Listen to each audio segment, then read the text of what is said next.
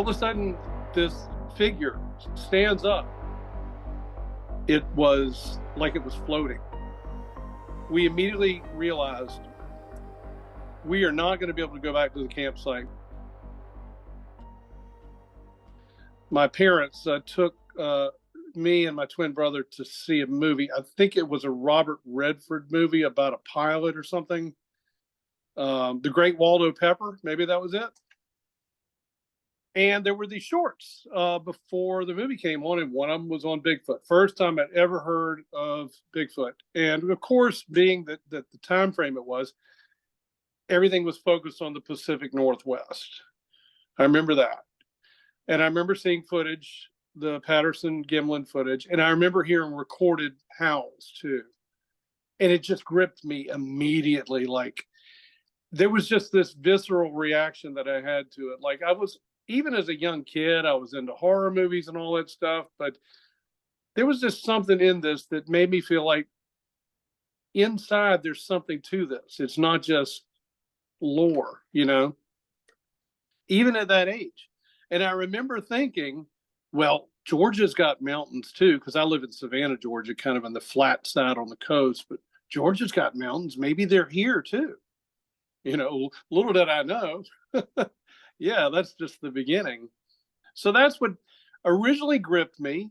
And then sometime when I was a teenager, I loved perusing the bookshelves of my house. My father had such a vast library of books on art and music and history. And I found this little section that was on aliens. And there was a specific book on Bigfoot, which actually, and that book, which was released like in 75 or 76, is actually about the Sierra Nevada encounters that produced all those recordings. But then I got older, became a teenager, got interested in teenager things. I kind of fell out of all that. So that's how it got started. I don't know if you want me to continue, if you want to further, because there are other things that brought me back in. Yeah, we can just go into that, you know, obviously you developed an interest, and then did you start researching, or did you just have your first experience? Well, I had my first experience, and this is where I want to talk about memory for several reasons. First of all, I study memory a good bit now, and I know how tricky it is. The brain is constantly re-editing things to fit whatever your current model of life is. So because this first experience wasn't something, and this is my guesswork about it, because this first experience wasn't something I was expecting to happen, I wasn't looking for it. And because so much time has gone by, this would have been in I could get confused whether it was 95 or 96. But in those 2 years, I had moved up to Athens, Georgia in 89. And I suddenly had this strong desire to have some male bonding events. And so I started rounding up friends from Athens and friends from Savannah, and we would go to Okefenokee Swamp and camp and fish and not usually catch much and play wiffle ball at the campsite. Just all, you know, it really meant something to me. I must have needed it, you know. And that was like, I think we did that for 3 years. So this was in one of those years, and I think it was the middle year, which was 96. But I wasn't expecting what happened, and so much time has gone by that I question this. Now, there are other more recent events that don't even involve sightings that I will get to, that I am much more strongly of the mindset that this is the real thing going on here. So you're going to tell me your first experience, but you're not quite sure if your memory is totally accurate about it. Is that what you're telling me? That's absolutely true. I don't, you know, I make no bones about it. It's what my brain remembers, but I don't necessarily trust into account. The brain can really create some crazy stuff. And I did have a previous interest in Bigfoot, and I admit that maybe that colored this event, but I don't know. The problem is there was a co-witness with me, and I've never been able to get a hold of him since. And right after the event, he would not talk about it. He absolutely, and I'll have to preface that with, in my memory, he would not talk about it with me. It made him uncomfortable. So I will start with that real quick. And my roommate and I went in an area called Billy's Lake. That's where you let out automatically from this section of the swamp is a lake called Billy's Lake. And the Billy's Lake shoots off into these smaller tributaries that just wind through the Okefenokee. And sometimes they'll get really narrow. And Sometimes they'll open back up into a bigger section. And I had a guess from so far away in memory that maybe we went up about a mile and a half, 2 miles up the tributary and decided to come back down. And as we were getting fairly close to Billy's Lake again, on the right-hand side, we were in the center of this tributary. And I guess this tributary at this point was about maybe 60 to 70 feet wide. So we were somewhere around 35 feet from the bank on the right side and the left side. And up ahead, about what I would guess was 60 to 80 feet, on the right-hand side was all this commotion in the water. And I could see, like there's a lot of undergrowth and there's a lot of cypress trees, and it's very primordial, very thick kind of growth there. And I'm hearing the commotion, and I'm even seeing some degree of something moving, like plants moving. But I started going through my mind, like, okay, well, this sounds like a large animal. It could be an alligator at the bank. And then my mind plays over what else it could be. They have black bears in there. It could be a bear. It could be a hog. It could be a white-tailed deer. And then that was about everything I could think of that could have fit the bill for anything big enough as far as fauna goes. And then when we were almost parallel, because it was glass smooth water and we were very lightly paddling. And I think if this is a real memory event that's not been altered by my brain, the reason I think we unintentionally snuck up on this thing was because of how quiet the boat was being. All of a sudden, this figure stands up from what I perceive was a crouching position from under the growth. But as it stands up, it immediately goes to turn to put its back towards us. And then it just starts moving back into the forest. The things about it in my memory that strike me is it appeared to have shoulders. And bears, if you look at bears, they do have a subtle, teeny little thing you could interpret as shoulder, but they don't really have shoulders. It was walking upright. I couldn't really see it from the waist down too well. But from what I could see, this locomotion that was going on as it moved deeper in away from us was very fluid. It's amazing how many times I've heard this in other people's interviews. It was like it was floating, just gliding back into the woods. I don't recall seeing much of what would be a neck.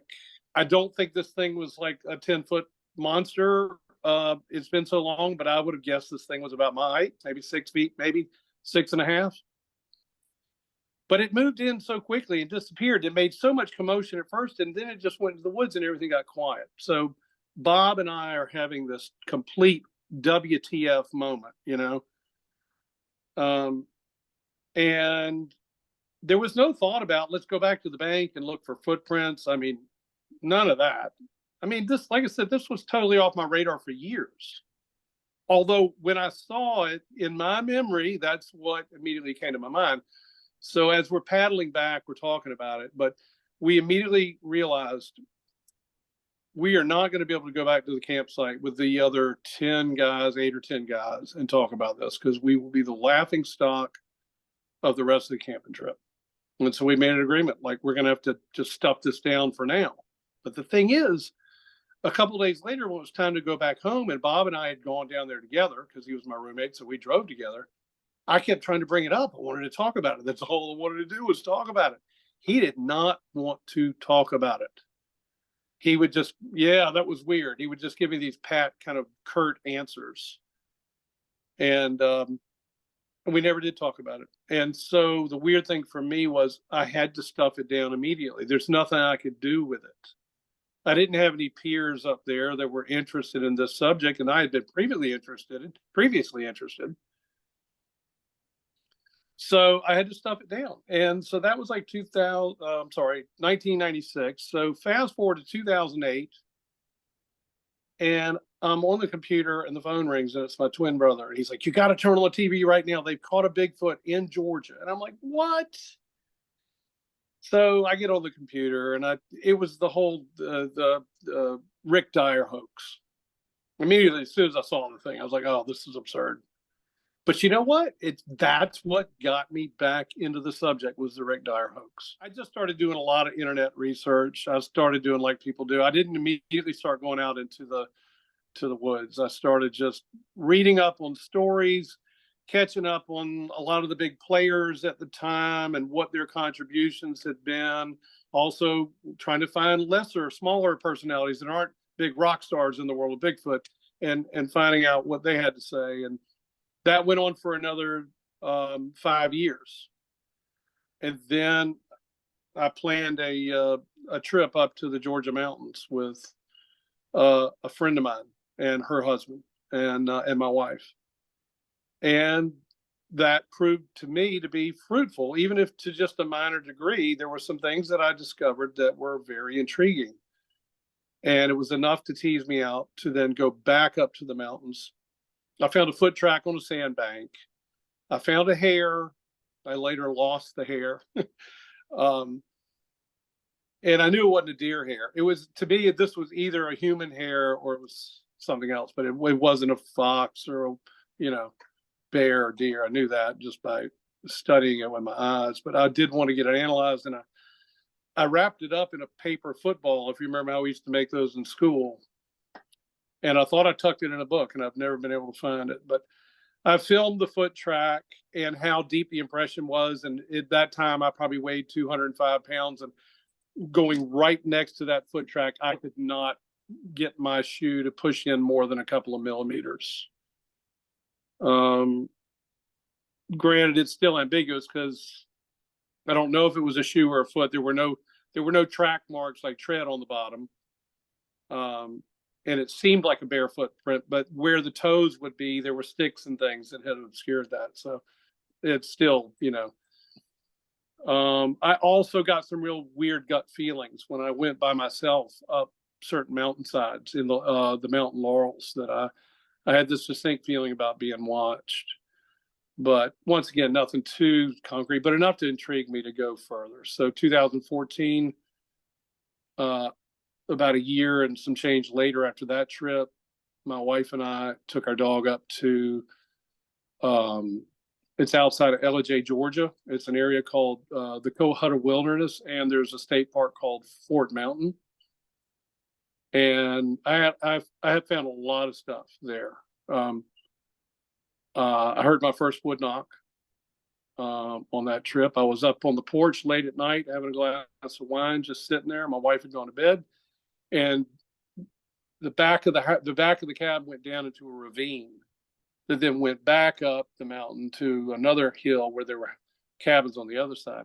And so there was this long ravine with a creek down at the bottom. This was probably 2:30 in the morning, and just this huge, lonely, reverberating tree knock came from down the ravine. The first morning I got up early, and Stacy was still in bed. I thought I'd take Douglas, our dog, out for a walk and just quote unquote see what I could see. So I started walking up the dirt road. We had come off the highway down a couple of dirt roads and switchbacks to get to the cabin. So I started walking back up. And I made it around one of the switchbacks and came up. And it wasn't, I don't mean somebody else's voice, just my own voice in my head said, "Look down now." And this was already the beginning of my having to consider, is there something paranormal going on here besides just the possibility of this physical being? Because why did that happen to me? And I looked down, and there was a triangle that was made out of one stick. And it wasn't three sticks. It was one stick that was broken, but not completely, enough to bend it down and then broken again and then put together. And it was right in the middle of the road. And I have had definitely, I've had two prophetic dreams in my life. One of them was about my dad dying. And I found out he died around the time I was having the dream. And I hadn't talked to him in a year and a half, didn't know he was in the hospital. So I know that there are these things that we have the ability in, and perhaps humans have let it atrophy in favor of technological development. But the minute I saw that triangle, I just was filled with this feeling that they were just telling me, we know you're here. We know you're looking for us. And here's a little present for you. And then that's all that happened there. And then we went off to Fort Mountain for a day hike. And I found a whole area, and I've got it on video, of footprints in the mud. And these are all small footprints. They're not gargantuan, but they're bare footprints, and they all look different, but they all look pretty much humanoid. Some of them are wide, some of them are really narrow, some of them you can see the toes. And I thought, well, maybe the parents are letting their camper friends around here run around but it really intrigued me, and I started comparing the footprints to other animals just to make sure, and they didn't match up with anything. They were definitely some type of human-like footprints. And my impression was these were possibly, and conjecture, I admit, possibly a bunch of juvenile Sasquatch with different appearances, different feet, stomping around in the mud. And I also found other things like big boulders in the woods. I would go off trail, and these big pieces of granite would be perfectly just moved over onto one side so that the area below it where it was exposed. And I thought, well, I guess a bear could do that, but it seems like a bear would just push the rock. You know what I mean?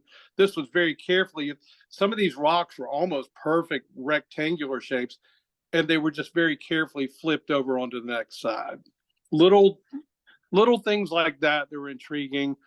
And then I found my first stick structure. We went up to Lake Sawaga, which is the top of the Kohuta wilderness. And we're going along a trail headed to the top of the mountain. I have to look up. About 30 feet up above the trail was clearly a bunch of broken branches and sticks positioned into a teepee type shape. So I filmed that too. And I've also got some weird audio on some of my footage in there that I've never had analyzed. It doesn't sound like the samurai chat or any of that. It's just not recognizable to me as any birds or things that I would know, but I'm not a biologist. So that really locked it in for me, the trip in 2014.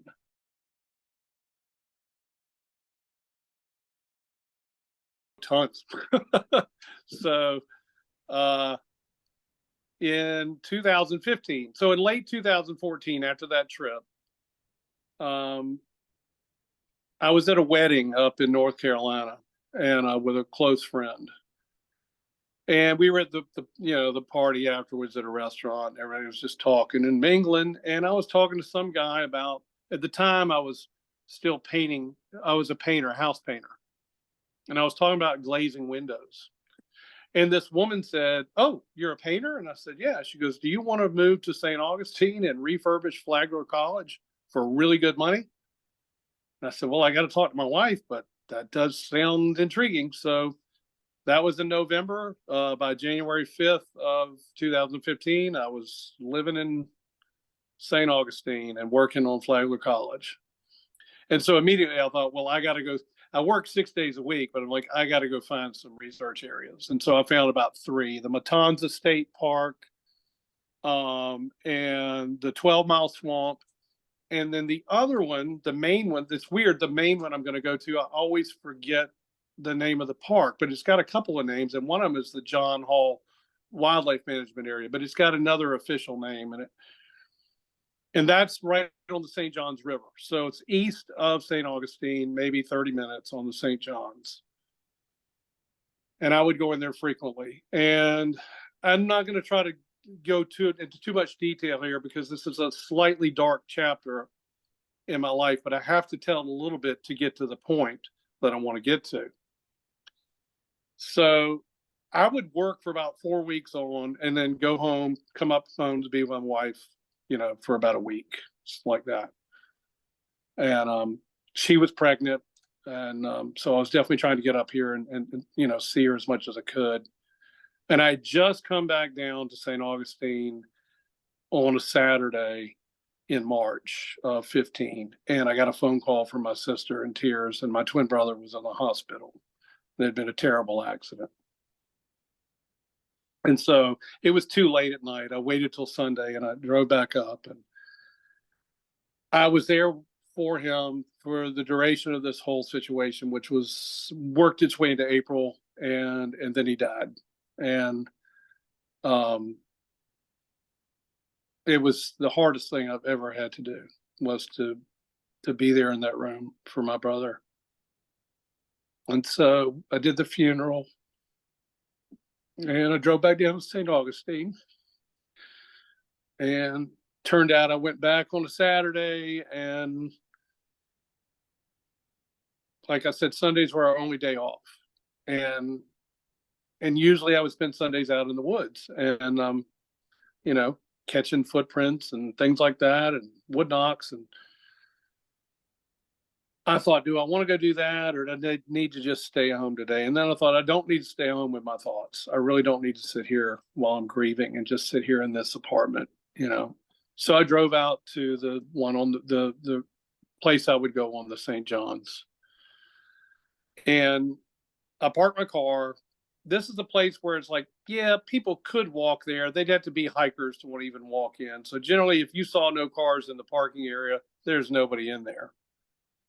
And I didn't see a soul in there. And I got on this this trail that would eventually work its way towards going backwards to the river again. And as I'm walking, I started falling into this incredible grief, and I started just breaking down into tears. I was just like this ball of grief, just crying and walking, and it was just overwhelming. And that went on for about 5 minutes or 10 minutes, and then I started coming out of it, and I kept walking, and I started being aware. So the wood line was probably a good 30 feet off the trail, because this isn't really just a walking trail. The state vehicles would use it to move through the park. So it's like a dirt road. And so the wood line was a little bit off of it. But I kept hearing stuff going on, like stick snaps and things like that. Of course, I'd peer in. I couldn't see anything looking from where I was. And because of my situation, I wasn't like as I would probably have gone walking in there, or at least peered into it closer. But because of my situation, I just couldn't bring myself to do that. I just was like, for some reason, I was just determined to get to the river. So I did. I got to the river, and there was a downed cypress log that I sat on, and I just watched the river and the boats going by. And I remember thinking to myself, there's not going to be any looking into this subject today. Just get up and go back and go home. So that's what I did. I started walking down the trail again. And right when I got kind of close to where I'd heard all that noise, which was to my left when I was walking towards the river, which is obviously now to my right, I looked down, and there was a fresh, plump flower that had yellow leaves. No, it had white. I'm sorry, it had white leaves and a yellow center. Sort of, it wasn't a daisy. I don't know what it was. But the thing that struck me about it is it had some of the stem on it. And when I was a kid, I was always plucking weeds and stuff. And I would remember when I would pluck these weeds, you see this white milky substance come out, almost look like Elmer's glue. This thing had that white milky substance on it. And although we aren't in the middle of summer, this is mid-April, it was already very warm. And the main thing about this is I looked around, there were none of these flowers growing anywhere at all in view. And yet in the middle of that dirt path / trackway or road, there's a yellow plucked flower. Now, make of that what you will. I felt overwhelmed with this feeling of empathy from something, like so much of my stories will always involve a degree of observation and conjecture, because, even though in my heart of hearts, I now know these beings are real, I can't prove that.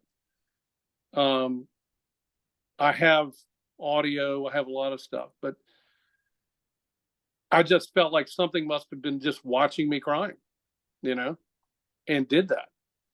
But I mean, I don't know how else to explain it. I mean, who plucked the flower? There were no flowers growing there, you know? So I took that back and I went home. And that job wrapped up in late 2015. And I came back to Savannah and I started researching right here. You know, I live in a mid-sized city. Savannah's, the city limits is 140,000. The tri-county area is probably about 450, 400,000, maybe a little less than that. So it's big enough, and you don't really think, oh, I'm just going to be able to go to the outskirts and find anything going on. Well, I mean, that's not true. I immediately started finding these wildlife management areas that are literally just miles from the city limits, and finding tree breaks and, you know, interesting stuff. Once again, not conclusive, but so I had formed a friendship with reformed a friendship with somebody I knew from Athens, who was actually from Savannah, but I met her in Athens when I lived up there. And she was one of my close friends, but they were all like, oh, Philip's that kooky conspiracy guy, you know, because I've always been into everything from aliens to, you know, I'd let go of the Bigfoot thing, but I was really big into the alien subject in the 90s. It's funny how I've switched. I'm much more into the Bigfoot aspect and not so much the alien thing right now. She contacted me when I was in Augustine, in St. Augustine at 15, and we became fast friends again. And then I came to learn that she had a cabin. She lived in Athens, but she had a cabin in, this is going to tie into something you're familiar with, by the way. So somebody you interviewed, Rick Relas or Reels. You interviewed him maybe about 2 weeks ago. Oh yeah. Yeah, I remember him Okay. well. Yeah. So this will tie into that, okay? So she tells me she's got a cabin up in the North Carolina mountains right outside of Saluda. And I was so into Bigfoot at this point, I was clearly a nerd about it. So I said, I want you to give me the address. I just want to look at it from Google. Because then I found this has worked for me many times now. I just went to Google and I looked, and I just got this gut feeling. And I told Christina, I was like, you have them on your property. I know you do. I know they're there. I just feel it. And what I liked about Rick Relis, or whatever you pronounce his name as, there's been this, I don't know if you know about that, but there's a general idea that the Bigfoot Research Organization, when people call in reports, all the weird stuff gets edited out because they're just trying to get people to accept Bigfoot.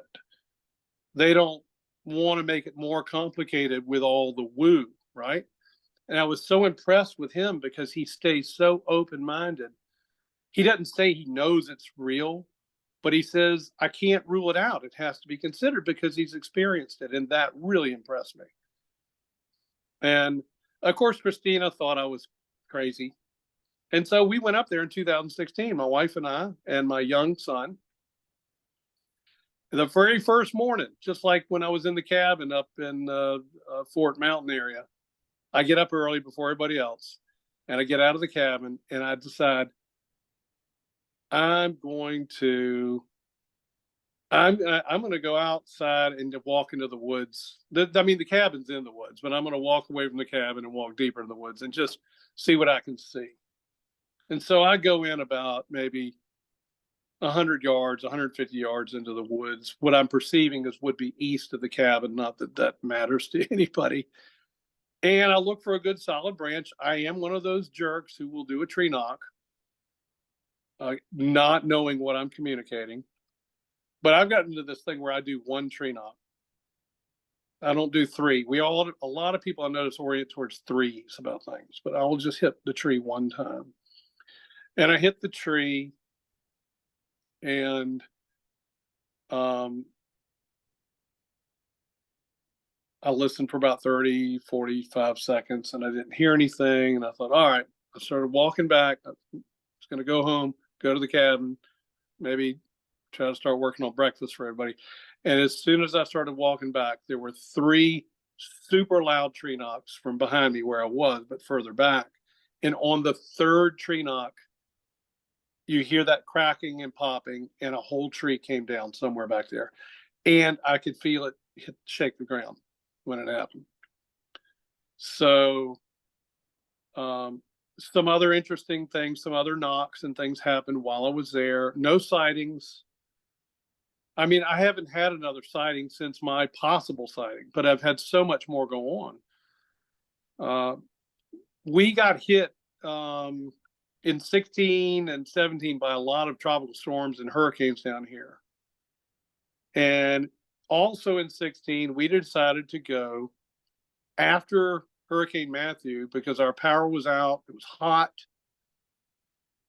And I live here with my mother-in-law because she's 92 and she can't be on her own. And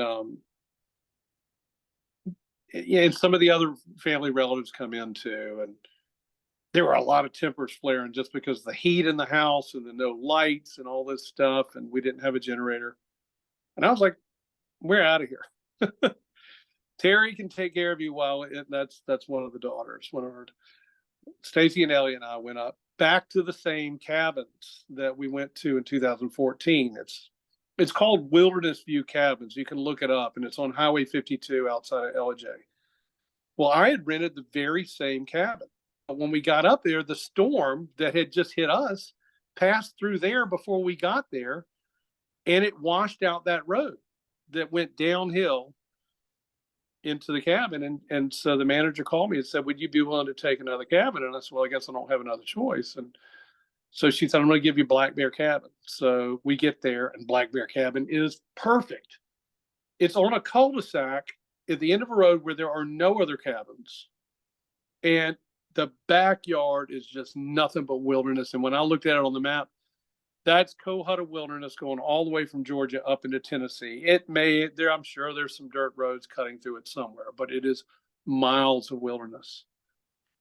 So we get there at nighttime, and I'm unpacking. The driveway goes all the way to the backyard, and I'm unpacking while Stacey's getting our son set up in the house. And the wood line is about maybe 30 feet away from the back porch, and it's super dark, of course. And I've just got the heebie-jeebies about it for some reason.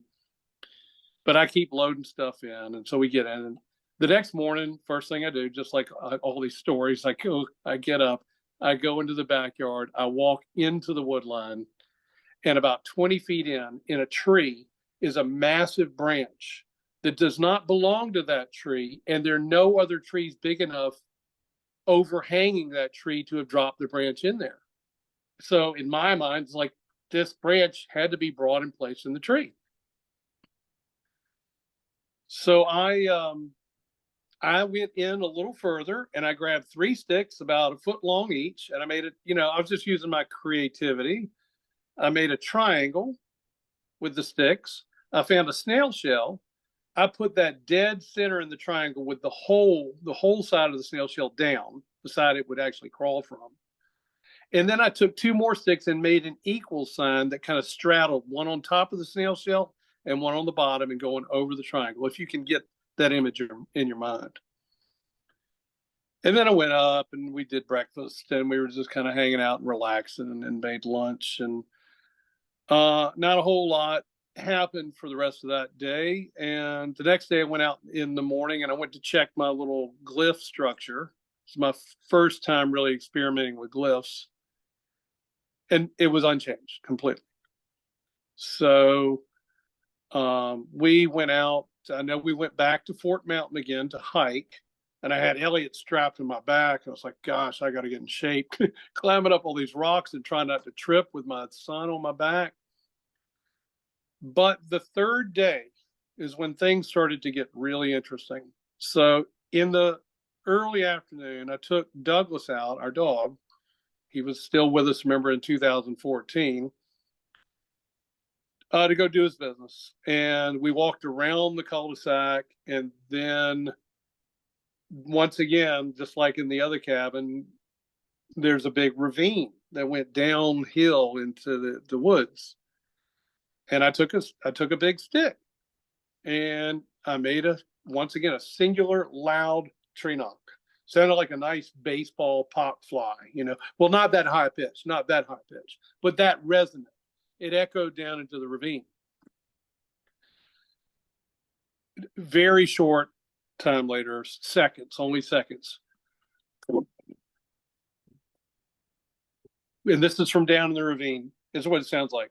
And it sounds literally like a tree hitting a tree. It's that loud and that huge. So that's when I started this thing that I do now, which is I talk to the woods. And I said, look, if you're there, if I'm not just losing my mind, I'm just here out of curiosity. I just want to know more about you. I don't mean any harm. And if there's any way you can let me know that you want to have nothing to do with me, then please somehow give me a sign. And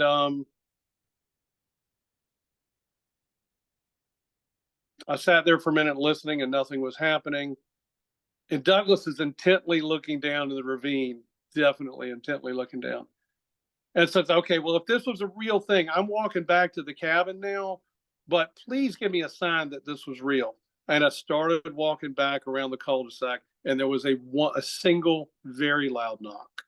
So then I was juiced, I was like, this is incredible. Is this really happening?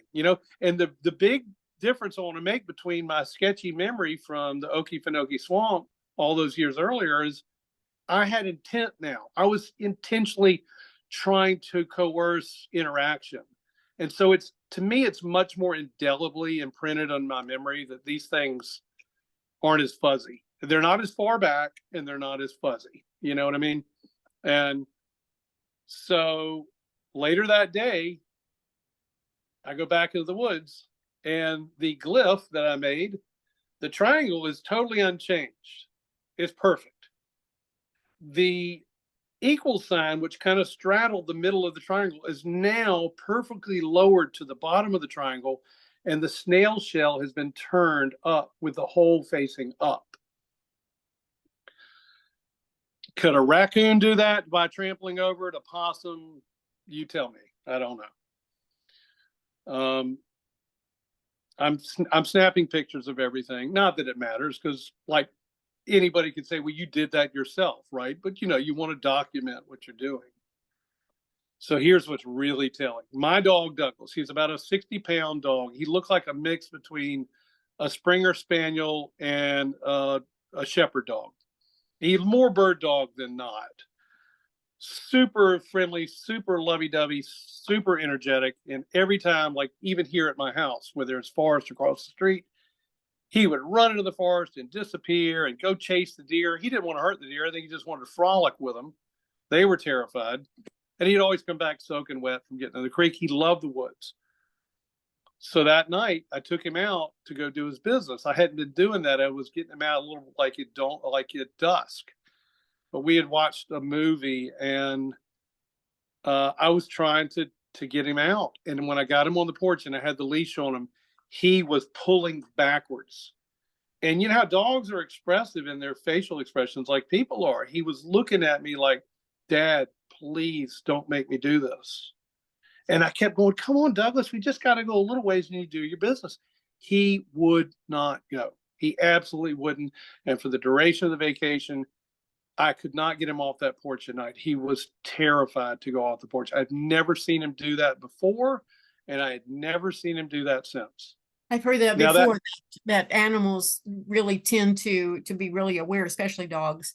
Won't get out of the car. I think I've had several episodes where people talk about their dog's behavior in areas where sounds or sightings of Bigfoot have happened. Yeah. Yeah, it was, and all this is having a cumulative effect on me. It'd be one thing, Linda, if there was one isolated event during a period of several days and I could, but it's accruing. It's just accumulating this weirdness here, this weirdness there.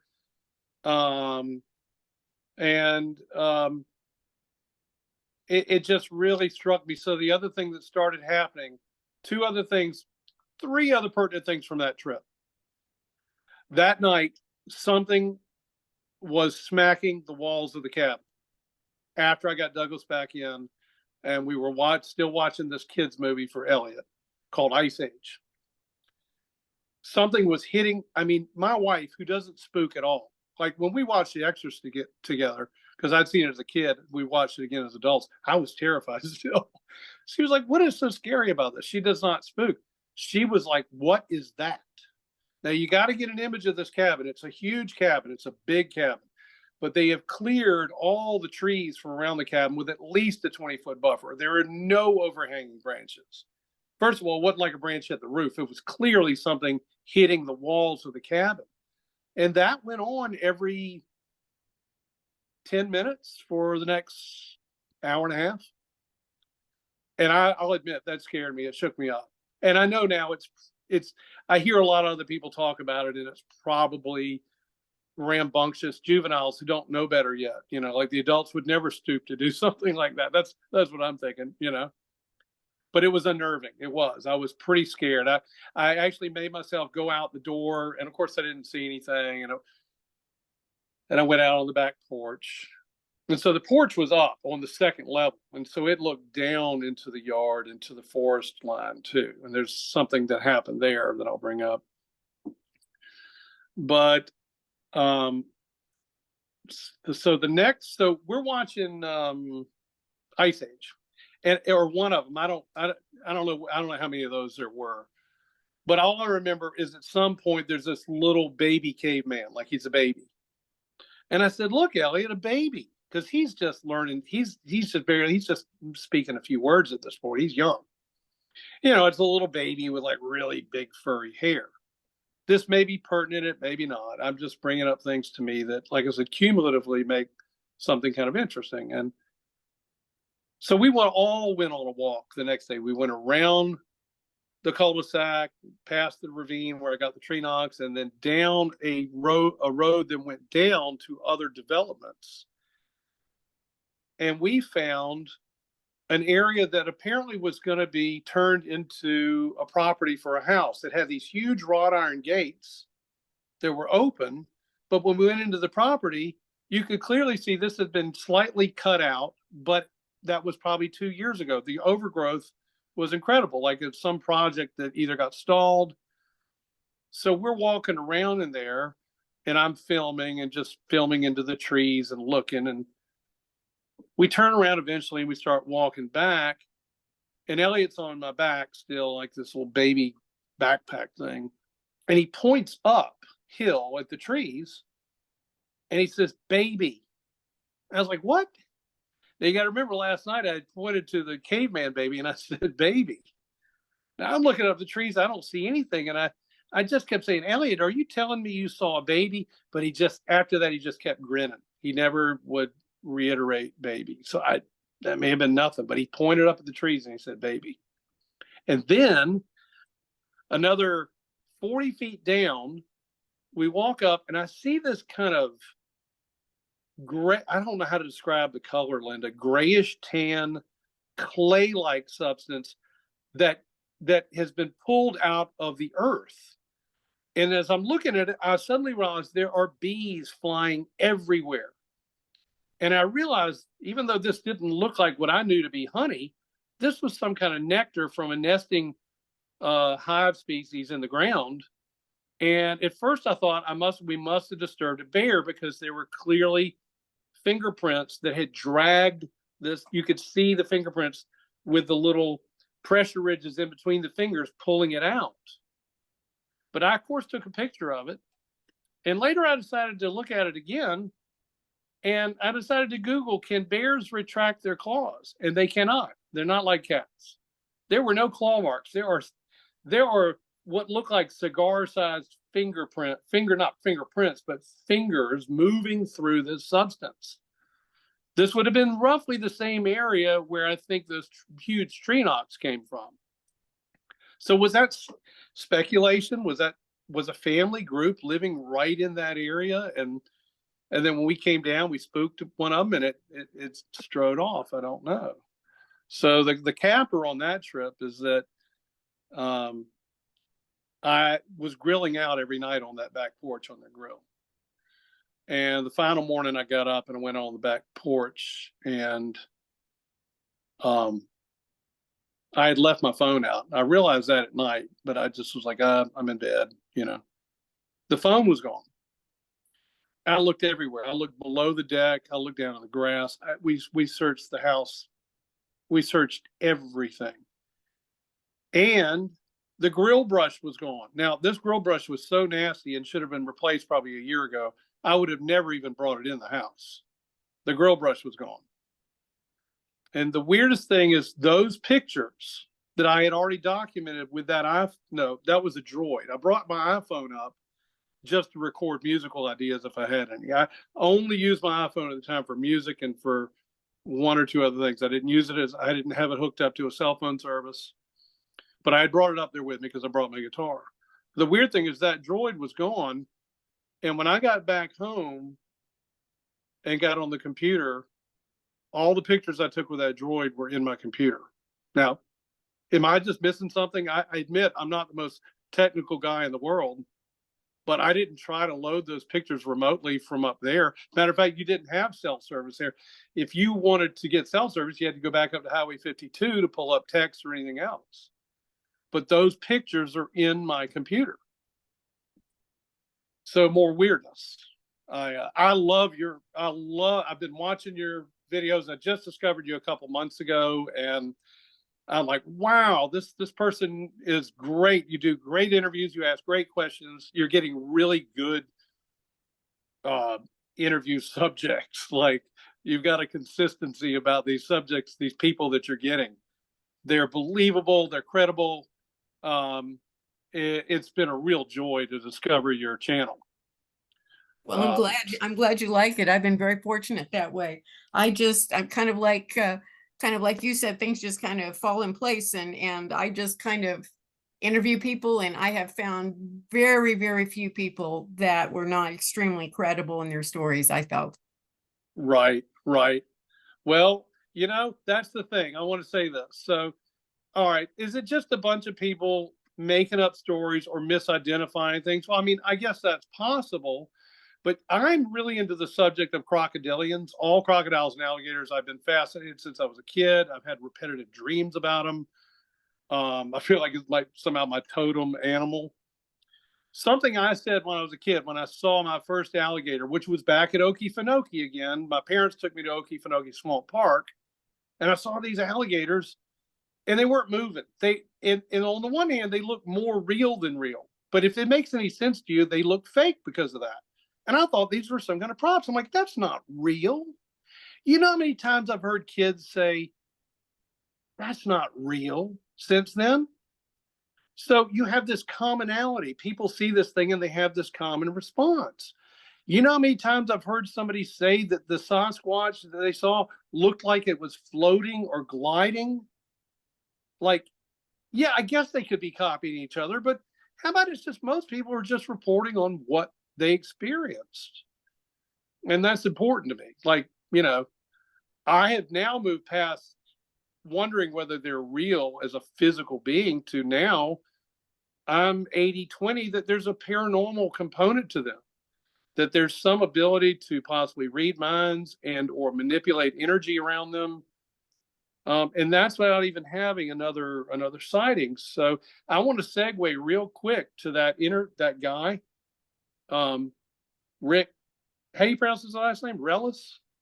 I think that's how you pronounce it. I'd have to go back and listen to how he pronounced it. I think he introduced himself on the show. Well, I noticed he kept talking about the Appalachians a lot. Like he does a lot of reports that come in from North Carolina.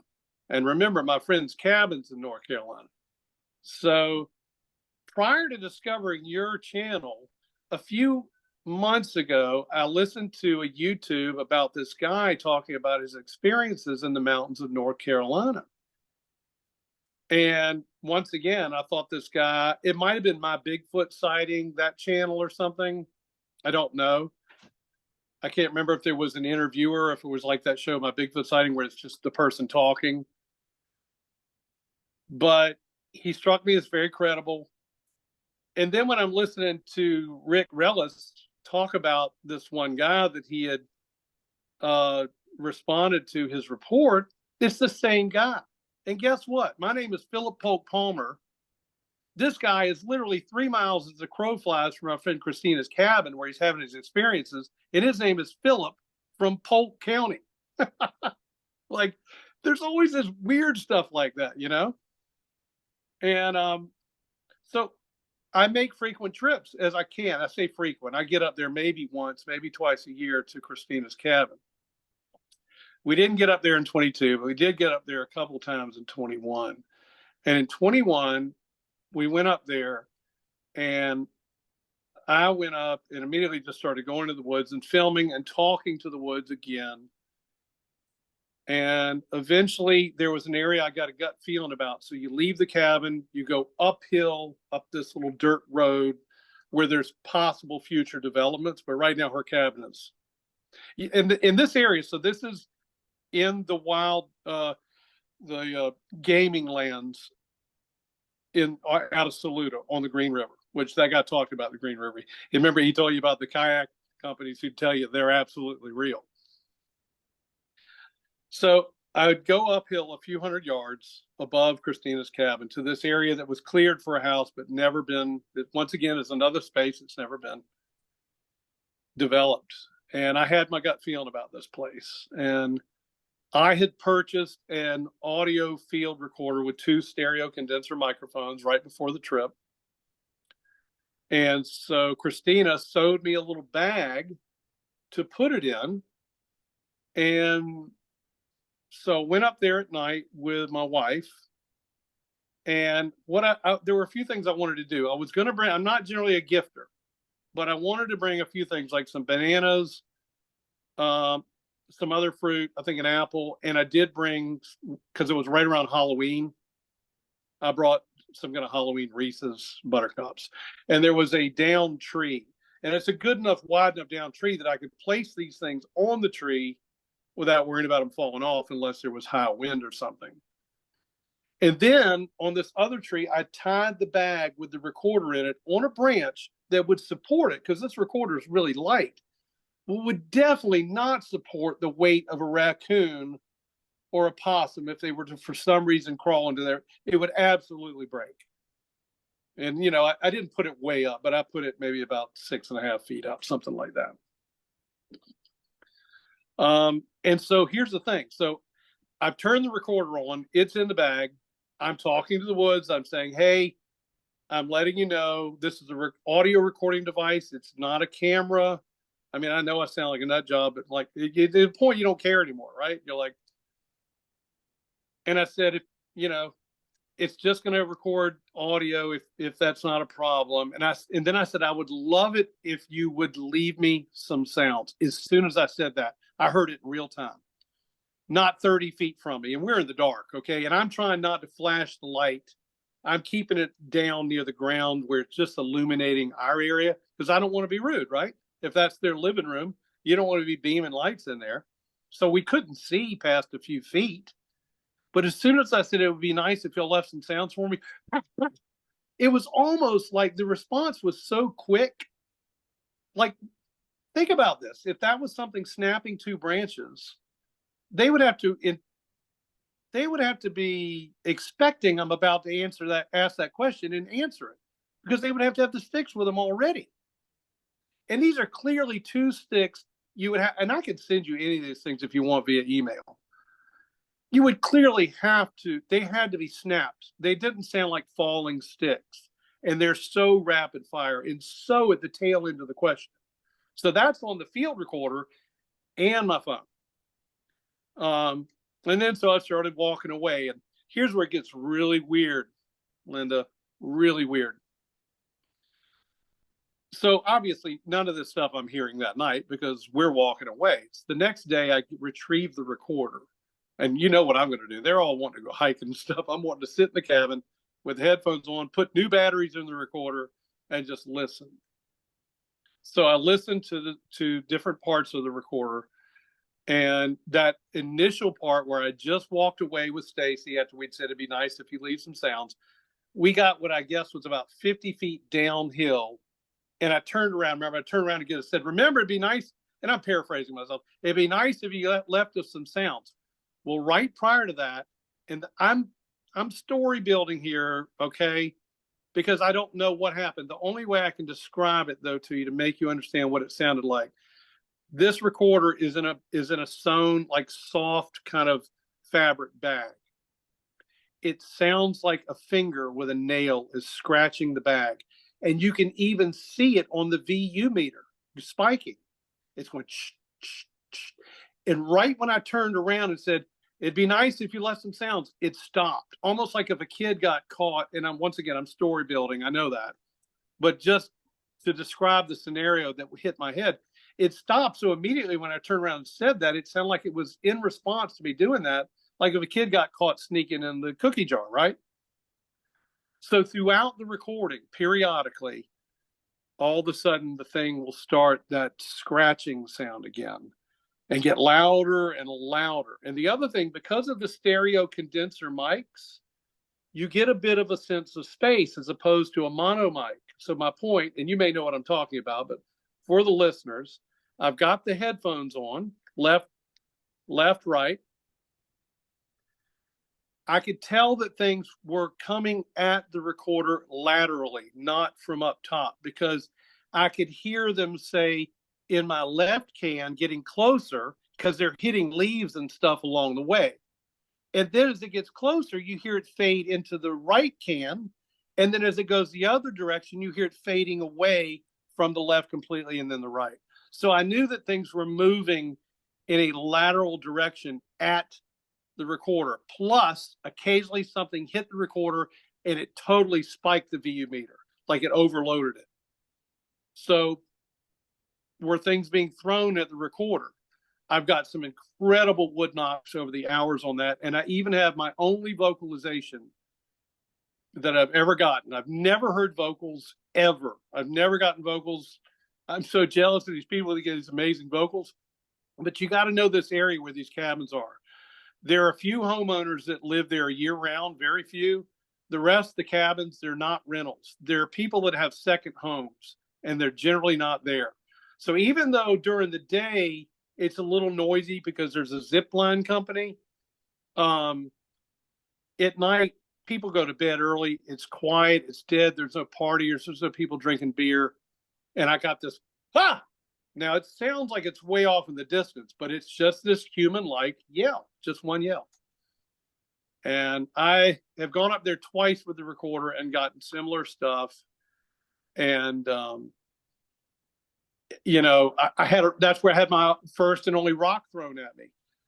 We were on the other side of the river. We'd gone over a bridge and gone hiking up the mountain on the other side of the river. And once again, I grabbed a stick. And so if we're walking this way, the mountain is, gosh, I'm backwards with the camera. The mountain is going up this way, and then it goes down that way where the river is. And so I grab a stick and I do a tree knock, and it was kind of a bad half-rotten stick, so it didn't make a great sound. So I immediately started looking for another stick, and as soon as I looked down, I saw it. I saw a rock come down at lightning speed and bounce off another rock right in front of my foot. Now, if you looked up the mountainside and you saw all the scrub, a rock that big could not, in my opinion, get a rolling start and come down with that kind of force. All the scrub would break its fall. And all I could think was somebody was saying, yeah, we're here. We see you. I don't know. Or is that a warning? Or is the rock throwing a warning? Don't come any closer. I don't know. I've done a fair amount of research here in Savannah that I've kind of just skipped over, but I have found some amazing tree structures just 10 miles west of me here. And here's the other thing. I don't know if you've ever heard this, but in the world of Bigfoot, and a lot of people say, once you start looking for them, you don't have to, they'll find you. And after some of these forays up into the mountains, I started getting stick clips in my backyard. Now, to try to get an image of my neighborhood, it's not in the middle of the city. It's on the outskirts of the city, but it's still a neighborhood. Across the street is probably 70 or 80 acres of woods, but those woods are surrounded by roads and houses and a river. So it's not like it has access to a lot of big green belts to go to bigger forests. So I don't know anything about that. My backyard has kind of what I would call a miniature pine forest. It's like an acre. It's in the backyard mostly where I find these glyphs. And one of them looks like a perfect Celtic cross, and it's made with 3 sticks. I've found glyphs that look like birds, like if you were to paint a seagull. I've got one that was actually created when my son was younger. He had a thing with sticks, and he would constantly grab them. And he'd have a stick between every finger. He'd be walking around outside like that. And so one day I said, Elliot, we got to go in and get lunch. You got to drop the sticks. You can't bring them in the house. They've got bark falling off of them. So he dropped them into just a heap right before the front porch. It just fell into, of course, a chaotic pile of sticks. Well, one thing led to another. After lunch, we never got back outside. It's time for some other things we were doing, and then dinner. And so the next morning, I went out to check on our cat, and the sticks were arranged. And all I can describe is a lot of these things look like runes to me. They have a rune-like look. And this thing was so organized. And then when I posted it on social media, somebody pointed out that looks like a dragonfly. And it does. Now, the weirdest thing that's happened to me, period, yet. And this was just shortly after I had been up to the mountains at the cabin, my friend's cabin. This would have been late 21. We had just come down from the cabin. It was probably November, December. I'd have to check the dates on the picture. So we're in our house, middle of the night. I get up. I got to go do my business. We have a bathroom off of our bedroom, but I'm on the other side of the bed, and it's much easier to just go to the door and to the bathroom off the hallway, as opposed to tripping on things and whatever going around the bed. So I go in there and I turn on a light, and immediately the lights go out, they come back on. The lights go out, they come back on. Now, usually after 2 times, because the lights go out here if you sneeze too hard. There's so many rotten branches. This is such an old area out here that, we lose our power a lot. But usually after 2 times, you're waiting on the bucket trucks to come out. This happened like 5 times. Off, on, off, on, off, on. It struck me as weird, but I was like, oh well. I went back to bed. And I don't know if there's any linkage between that and what I'm about to tell you. But the next day I got up and I got a shower. And so it's a shower with a glass door that you open up. And of course, that shower door, if you're taking a steamy shower, fogs up. Now, sometimes when he was younger, I'd be in the shower and Elliot would come running in the bathroom, and in the steam, I'd draw like a goofy smiley face with my finger in the steam, or maybe an alien. This was not that. And I'll describe why after I tell you what I saw. I started being aware of something as the steam built on the door, something really unusual looking, but I couldn't really get a great look at what I was seeing. But I knew it was something that looked articulated, and it just didn't look right. So I got out of the shower and I looked at it from the outside, and I was blown away.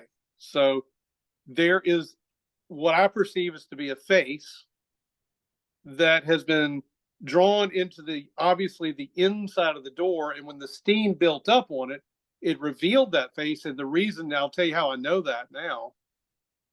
And this thing looks sort of like a classic gray alien, but it also had what looked like, your 1920s World War II gas mask on. It looks like there's some kind of gas mask on it.